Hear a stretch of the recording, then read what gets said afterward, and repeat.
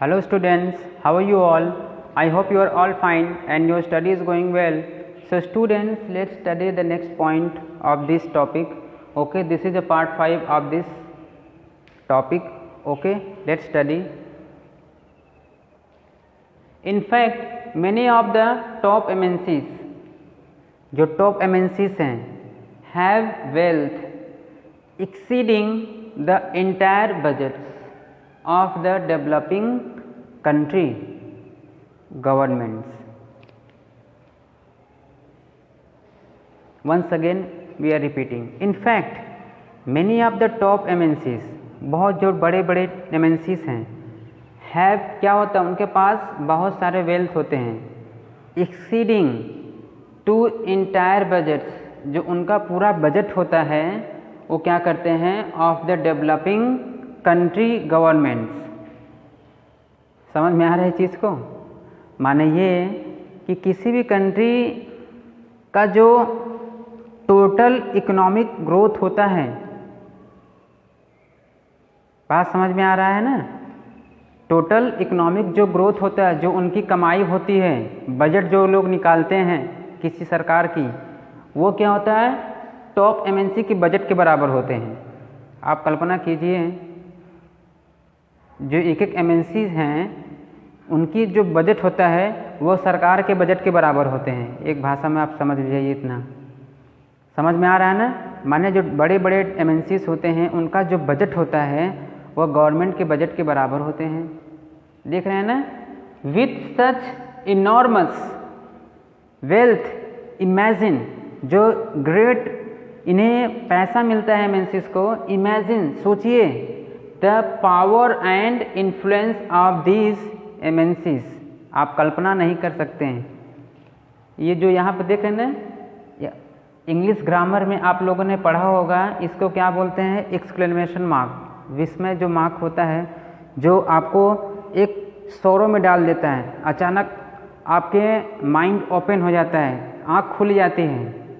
Really जो आपका expression होता है ना, वो देखो यहाँ पे शो कर रहा है। माने एमएनसी इतने पावरफुल हो जाते हैं, उनके पास इतना इनॉर्मस मनी होता है कि वह गवर्नमेंट की बजट के बराबर उन लोगों का क्या होता है, बजट होता है। जो गवर्नमेंट, जिसकी सरकार चलती है, आप समझ जाइए कि किसी भी कंट्री का जो गवर्नमेंट होती है वह क्या करती है, जितना पैसा वो कमाती है गवर्नमेंट पूरे कंट्री को चलाने के लिए, वह उनके पास, एक एमएनसी के पास उतना बजट होता है।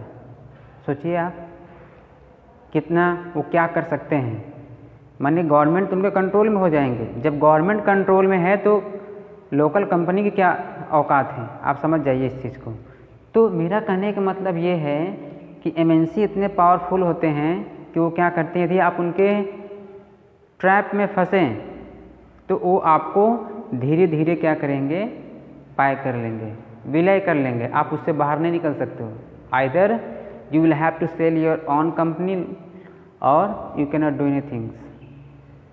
ओके, सो ये है द फर्स्ट पॉइंट। इसके आगे हम और डिस्कस करेंगे तो और अच्छे से कॉन्सेप्ट क्लियर हो जाएगा।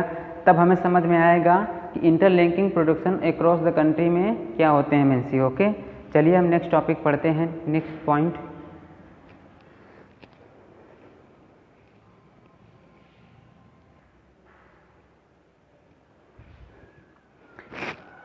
यस स्टूडेंट्स, देखिए नेक्स्ट पॉइंट क्या है। There is another way in which MNCs control production. कुछ अनदर तरीका है, अनदर वे है, रास्ते हैं जो एमएनसी क्या करती है, प्रोडक्शन पे कंट्रोल करती हैं। Okay, large MNCs control productions. बड़े बड़े जो एमएनसीज होते हैं वो क्या करते हैं, प्रोडक्शन को कंट्रोल करते हैं। ठीक है ना? आप सोचिए कि प्रोडक्शन क्या करते हैं, वो उत्पादन को कंट्रोल करते हैं। Large MNC in developed countries, जो डेवलप्ड कंट्री हैं, विकसित देश हैं, उनमें जो एमएनसी हैं, countries place order for production with small क्या है, प्रोड्यूसर्स। ठीक है ना? जो डेवलप्ड कंट्री में एमएनसी है वो क्या करते हैं, प्लेस ऑर्डर पे करते हैं फॉर प्रोडक्शन कितना होना चाहिए, वो क्या करते हैं, एमएनसी ऑर्डर करते हैं विथ स्मॉल प्रोड्यूसर। जो छोटे छोटे प्रोड्यूसर हैं वे ऑर्डर लेते हैं कितना क्या करना है प्रोड्यूस। जैसे एग्जाम्पल रूप में आप देखिए स्पोर्ट्स में होते हैं जो गुड्स बनते हैं और भी जर्मेंट्स होते हैं जो बनते हैं, तो ये क्या करते हैं, ये इसको कंट्रोल करते हैं, ठीक है ना। So I hope from this video you have understand something about this topic, okay. इसके आगे और एक वीडियो बनेगा जिसमें यह पूरी तरह से आपको पूरा कॉन्सेप्ट क्लियर हो जाएगा। So I hope you have understand well it about and you are reading the NCERT book. Okay students, enjoy it and take care of your life. Okay, thank you.